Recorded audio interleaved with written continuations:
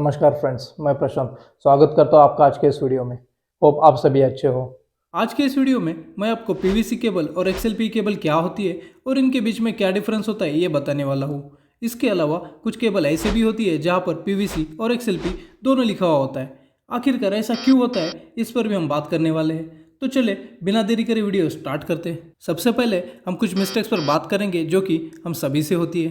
पहली मिस्टेक हम ये करते हैं कि जब भी हम कोई केबल देखते हैं तो अगर केबल में कुछ इस तरह का वाइट इंसुलेशन या फिर स्क्रीनिंग दिखाई देता है या फिर केबल का इंसुलेशन मोटा होता है तो उस केबल को हम एक्सएलपी केबल कंसिडर करते हैं। और अगर कोई केबल में वाइट कलर का इंसुलेशन और फिलर नहीं दिखाई देता है तो उस केबल को हम पीवीसी केबल कंसिडर करते हैं। तो हमें ये गलती नहीं करनी चाहिए दोस्तों। दूसरा गलती हम ये करते कि अगर केबल में आर्मर्ड है तो उसे एक्सएलपी केबल समझते और जिस केबल में आर्मर्ड नहीं है उसे पीवीसी केबल समझते। तो ये सोचना भी गलत है दोस्तों। तीसरी गलती हम ये करते हैं कि जो भी बड़ी साइज़ की केबल है जैसे कि 150 स्क्वायर mm 300 स्क्वायर mm तो उस केबल को हम एक्सएलपी केबल कंसिडर करते हैं और स्मॉल केबल जैसे कि 2.5 स्क्वायर mm 4 स्क्वायर mm उसे हम पीवीसी केबल समझते हैं। तो दोस्तों मैं आपको बता दूं कि आपको 2.5 स्क्वायर mm में भी एक्सएलपी केबल मिल जाएगी।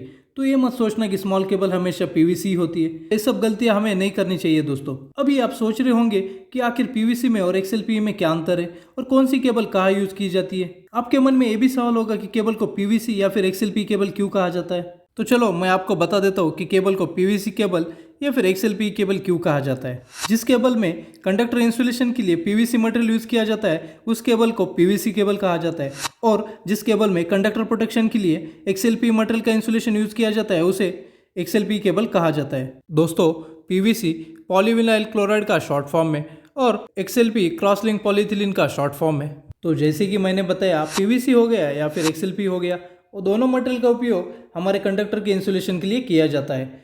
तो कौन सा इंसुलेशन बेस्ट है और दोनों के बीच में क्या अंतर है हम जल्दी से समझ कर लेते हैं। सबसे पहले हमें यह पता होना चाहिए कि पीवीसी केबल का उपयोग ज़्यादातर पर रेसिडेंशियल एरिया में होता है जैसे कि हमारे घर ऑफिसेस।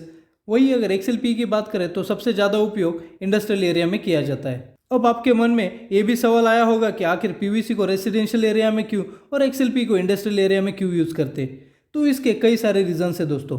पहला रीज़न जो है दोस्तों वो है हमारी केबल का जो इंसुलेशन होता है उसका टेम्परेचर सहने की कैपेसिटी।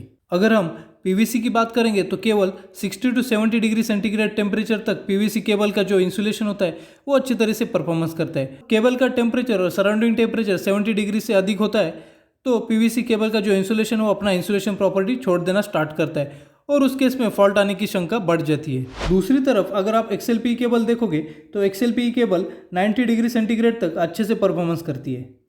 इसके अलावा दूसरा कारण जो है वो है इन दोनों के लाइफ को लेकर। जब आप पीवीसी केबल को 70 डिग्री सेंटीग्रेड टेम्परेचर के नीचे ऑपरेट करते हो तो उसका लाइफ 20 साल तक रहता है।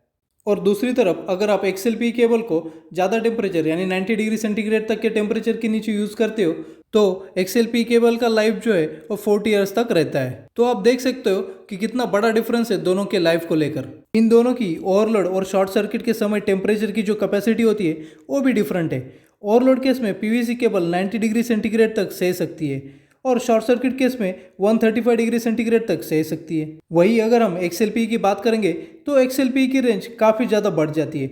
ओवरलोड केस में एक्सएलपी केबल 130 डिग्री सेंटीग्रेड तक के टेम्परेचर सह सकती है और शॉर्ट सर्किट केस में 250 डिग्री सेंटीग्रेड तक का टेम्परेचर सह सकती है।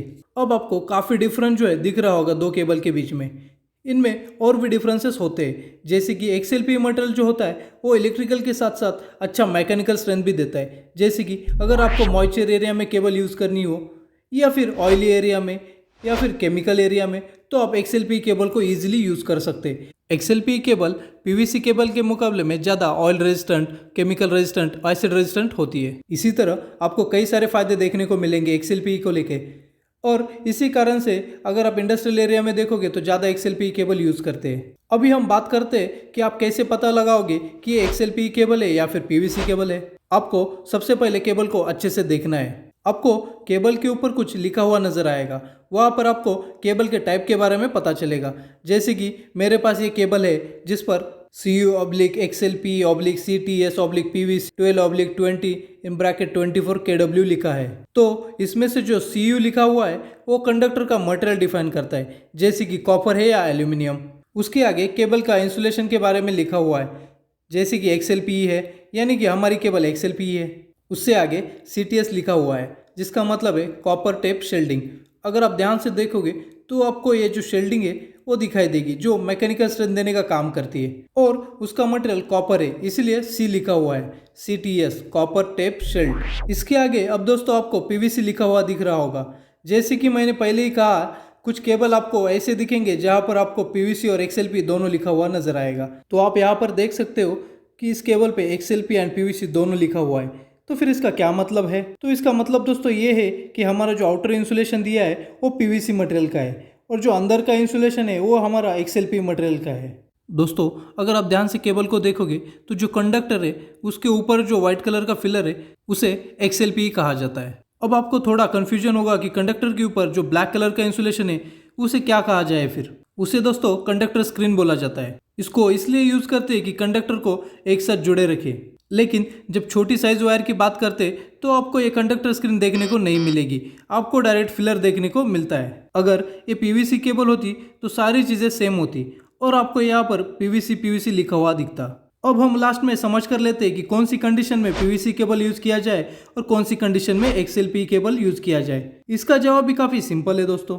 अगर हम PVC केबल की बात करते हैं तो इस इंसुलेशन के साथ हमें कई सारे बेनिफिट्स देखने को मिलते हैं, जैसे कि हमारी PVC केबल ज़्यादा फ्लेक्सिबल होती है, ड्यूरेबल होती है, और सबसे अच्छी बात PVC केबल कम रेट में अवेलेबल होती है। इस PVC केबल का मैक्सिमम उपयोग इंडोर अप्लायंसेस के लिए किया जाता है। जैसे कि हमारे घरों में वायरिंग की बात करते तो उन सभी जगहों में PVC वायर का यूज़ करते हैं। उसका कारण दोस्तों ये है कि हमारे घर में ना ही ज़्यादा वोल्टेज और ना ही ज़्यादा करंट फ्लो होता है, तो हीट ज़्यादा प्रोड्यूस नहीं होती है। इसी कारण घरों में PVC केबल यूज़ करते हैं। लेकिन इंडस्ट्रियल एरिया में हमेशा XLPE केबल को प्रायोरिटी दी जाती है। वो इसलिए दी जाती है, जो हमारा XLPE मटेरियल है वो एक तरह से सुपीरियर मटेरियल है, जो कि हमारी केबल को काफ़ी अच्छी मैकेनिकल एंड इलेक्ट्रिकल स्ट्रेंथ देता है। और काफ़ी अच्छी मैकेनिकल एंड इलेक्ट्रिकल स्ट्रेंथ होना जरूरी भी है, क्योंकि इंडस्ट्री में कई ज़्यादा वायर बिछाए हुए होते हैं और वहाँ पर काफ़ी ज़्यादा हीटिंग होती है। तो हमें ऐसे इंसुलेशन की रिक्वायरमेंट होती है जिसमें हीटिंग बेयर करने की कैपेसिटी ज़्यादा हो।